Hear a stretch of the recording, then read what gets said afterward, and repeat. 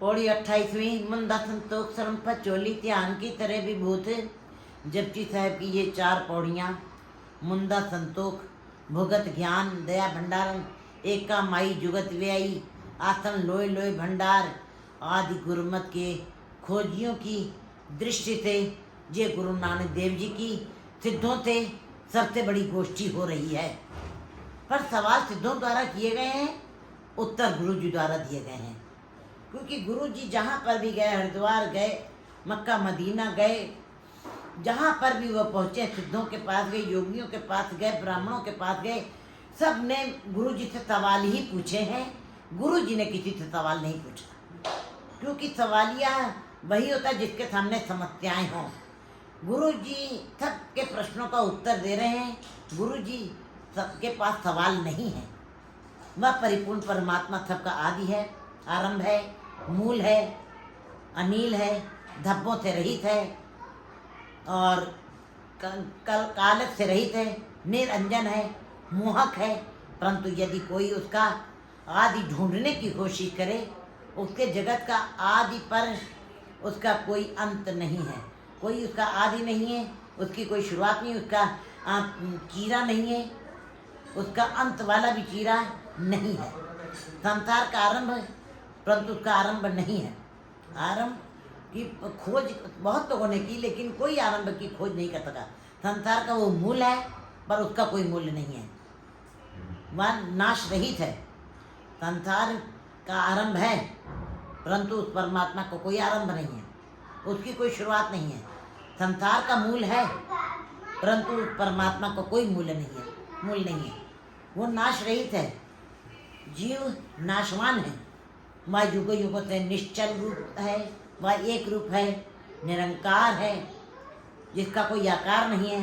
गुरु जी ये बताते कि योगियों से कहते हैं कि हे योगियों, हम उसे ही नमन करते हैं, उसी को सिजदा करते हैं। उसकी प्राप्ति का साधन क्या है? योग मत के अनुसार, योग मत के अनुसार बता रहे हैं। वह प्रभु प्राप्ति के कुछ चिन्ह मानते हैं योगी लोग, सिद्ध लोग। परमात्मा की प्राप्ति के उन्होंने कुछ धार्मिक चिन्ह बताए हैं गुरु जी को। चिन्ह धार्मिकता के प्रतीक हैं। ऐसे लगता है कि योगियों ने गुरु जी से ये प्रश्न किया है कि आप कौन हैं, तो गुरु जी कहते हैं मैं एक योगी हूँ।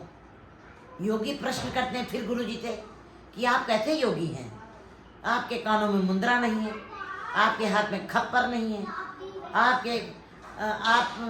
आपके पास झोली नहीं है, आपके शरीर पर राख नहीं लगी हुई है, आपने भस्म नहीं लगाई अपने बदन पर, आपने खिंता नहीं पहनी है, आपने योगियों की तरह हाथ में डंडा नहीं धारण किया है। हम किस तरह आपको योगी मान लें? ये योगियों ने गुरु जी को पूछा है।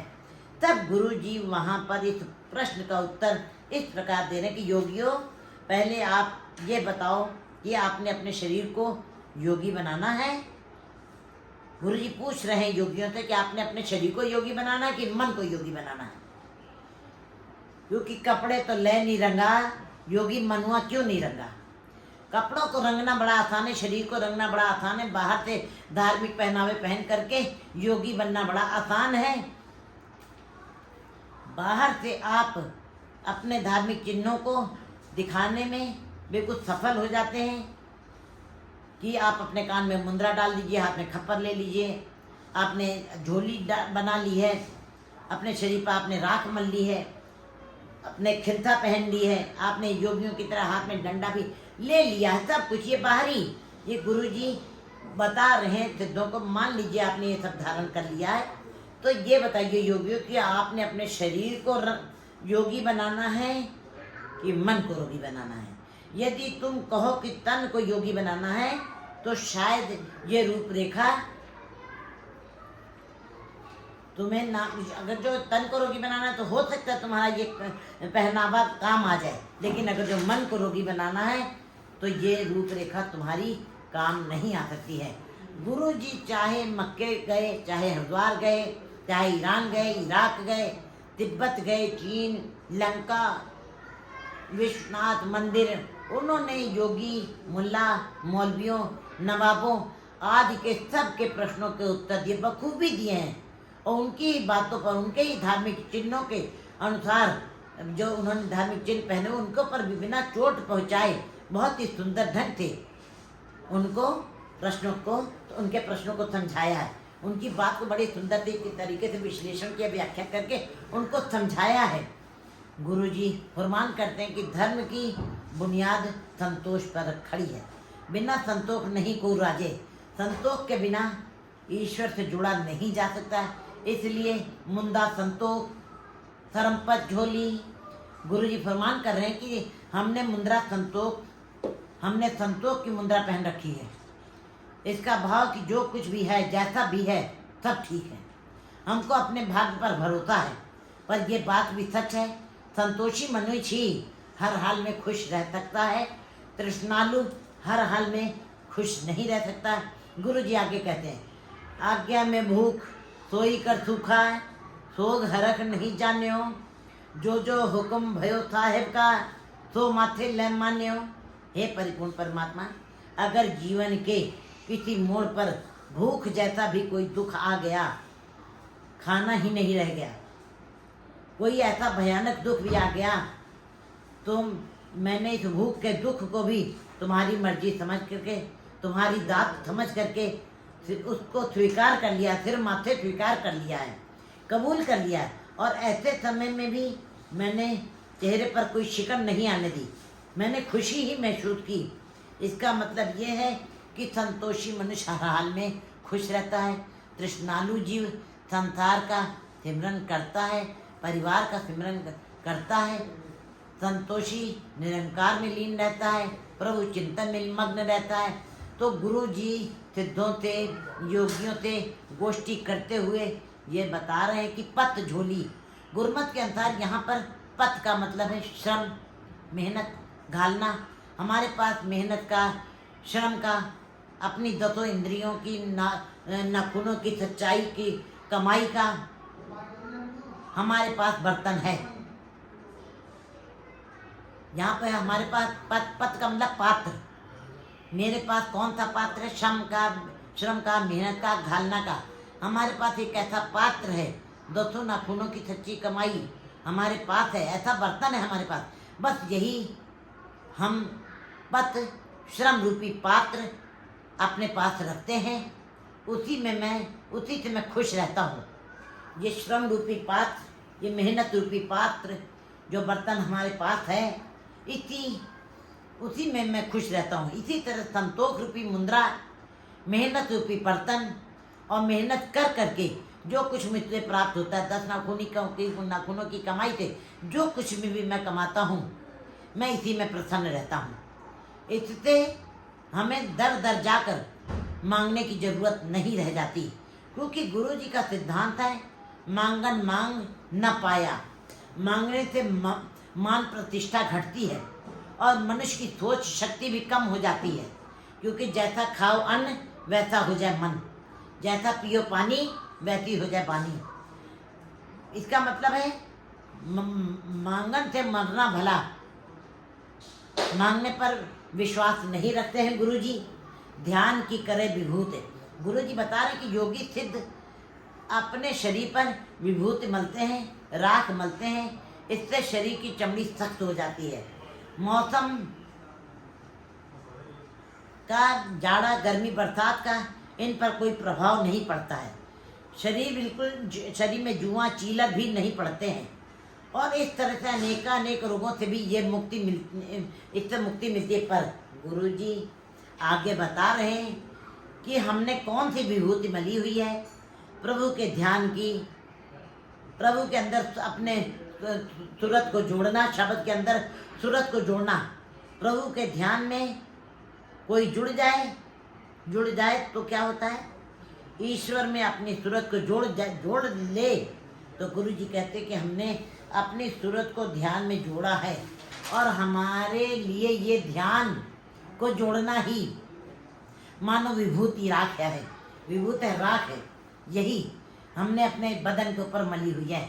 इस ध्यान रूपी राख से कोई अंदर गुस्सा, शिकवा, शिकायत नहीं रह जाती, और हमको संताप से छुटकारा मिल जाता है। और जब उस परमात्मा में ध्यान जुड़ जाता है तो हमको सर्दी आलसी नहीं बनाती और ना ही गर्मी बेचैन करती है। इसलिए हमने जो इस तरह की विभूति अपने शरीर पर मली हुई है, खिंथा काल कुंवारी काया जुगत डंडा प्रतीत, जोगी लोग अपने शरीर पर खिंथा पहनते हैं और हाथ में डंडा रखते हैं। इस प्रकार योगियों ने ईश्वर प्राप्ति के इस तरह की उक्तियाँ युक्तियाँ बनाई हुई हैं और उनको अपने जीवन में अपनाया है। लेकिन गुरु नानक देव जी का मत है, ये हमारी युक्ति है, शरीर को कोरा रखना, मतलब कि साफ रखना, पवित्र रखना, निर्मल रखना, मतलब कि बेदाग, जिस काया पर किसी प्रकार का दोष न लगे, बेदाग रहे, पवित्र रहे। गुरु जी सिद्धों से, योगियों से गोष्ठी कर रहे हैं कि हमने भी एक खिंता पहनी हुई है। मन में हर वक्त मौत का चिंतन बना रहता है, मौत हर वक्त याद रहती है।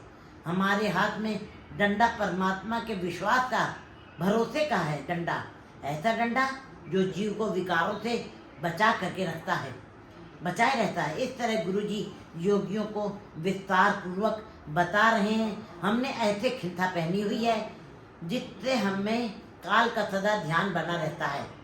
पहला मरण कबूल, जीवन की छटाक होए श्रवण की रेणका, तो आओ हमारे पास। यही हमारी योग की युक्ति है। और अपनी काया को सदा बेदाग और पवित्र बनाए रखना, मतलब है कि इन इंद्रियों से कोई गलत काम नहीं करना, आँखों से गलत नहीं देखना, रसना से गलत नहीं बोलना। इस तरह काया को बिल्कुल कोरा कुंवारा स्वच्छ रखना है। आई पंथी सगल जमाती, मंजित जगजीत। योगियों में सबसे बड़ा पंथ आई पंथ कहलाता है। योगियों के 12 पंथ हैं, माने गए हैं। योगी कहते हैं गुरु नानक देव जी से, हमने अपने पंथ के, अपने दर्शन के 12 पंथों को मान लिया है, उनको स्वीकार कर लिया है, उनको कबूल कर लिया है, तब योगी बने हैं। इतनी कठिन तपस्या की है हमने, अपने योग पंथ के 12 पंथों को मान लिया है और बहुत ही घालना घाली बड़ी मेहनत की है, तब जाकर के योगी बने हैं। तब गुरु नानक देव जी उनको उनका उत्तर देते हैं, ऐ योगियों, हम तो संसार के जितने भी पंथ हैं, संसार में जितने भी जमातें हैं, मैं उन सभी पंथों को मानता हूँ। सभी को एक जैसा ही, एक जमात ही समझता हूँ। एक जमात माने एक ही क्लास के बच्चे, जैसे फर्स्ट के बच्चे, 10th में 10th के बच्चे, और PhD वाले PhD के बच्चे अलग अलग बैठते हैं। लेकिन गुरुजी कहते हैं कि ये जो आई पंथी है, जो मैंने जिस जमात को समझा है, आई पंथी सकल जमाती, मैंने सारी जमातों के, नर्सरी से लेकर के PhD तक के सारे संसार के जीवों को, चाहे वो अज्ञानी है, चाहे वो पढ़ा लिखा है, चाहे वो अनपढ़ है, चाहे वो गंवार है, मैंने सभी को एक ही पंक्ति में बैठा लिया है। मैं सबको एक ही जमात में बैठा करके बैठाए हुए हैं, और मैं उनके लिए एक ही जमात समझता हूँ। मतलब कि सब कुछ एक बराबर है, एक पंक्ति में ही बैठे हुए हैं, कोई आगे नहीं, कोई पीछे नहीं, कोई ऊंचा नहीं, कोई नीचा नहीं। गुरु जी बहुत दार्शनिक दृष्टिकोण से बता रहे हैं कि सारे पंथ, आई पंथी, सगल जमाती, वे सब एक ही पाठशाला में बैठे हुए हैं। सब में सांझी वालता वाला, प्रेम प्यार विचार वाला पाठ पढ़ा रहे हैं। कहते हैं मैं सिर्फ 12 पंथों के साथ ही संबंध नहीं रखता, बल्कि मैं सारी जमातों को एक साथ लेकर के चलता हूँ। मेरा पंथ यही है कि आई पंथी, ये मेरी आई पंथ है। तमाम जमातों के साथ, सभी के साथ भाईचारा, सांझी वालता बनाए रखना ही, चाहे कोई भी जात का हो, हिंदू मुस्लिम सिख ईसाई थर्ड पर्सन कोई भी हो, सब एक ही जैसे हैं। मेरा आई पंथ है वो, और मैं संसार की जीत उसमें ही उसी को समझता हूँ, उसको ही समझता हूँ जो अपने मन को जीत लेते हैं। जैसे योगी जन रिद्धियों सिद्धियों को प्रधानता देते हैं, वहाँ पर गुरु जी रिद्धियों सिद्धियों को प्रभु प्राप्ति का साधन नहीं बताते हैं। वो कहते हैं ये सब राह चलती बातें हैं, ये प्रभु प्राप्ति का साधन नहीं, ये केवल संसार तक ही तुम्हें पहुँचाएंगे, ये तुमको तुम्हारे जीवन के उद्देश्य को पूरा नहीं करेंगे। क्योंकि जीवन का उद्देश्य है जीव को परमात्मा में विलीन होना है। ज्योति ज्योत रली संपूर्ण थिया राम, रिद्धि सिद्धि सब भ्रम है, नाम न लगे प्यार। गुरु जी ये बता रहे वाणी में, ये सब गुरु जी की राह की बातें बताई हैं। प्रभु तक पहुंचना इनके अंदर वो समर्था नहीं है रिद्धियों सिद्धियों में।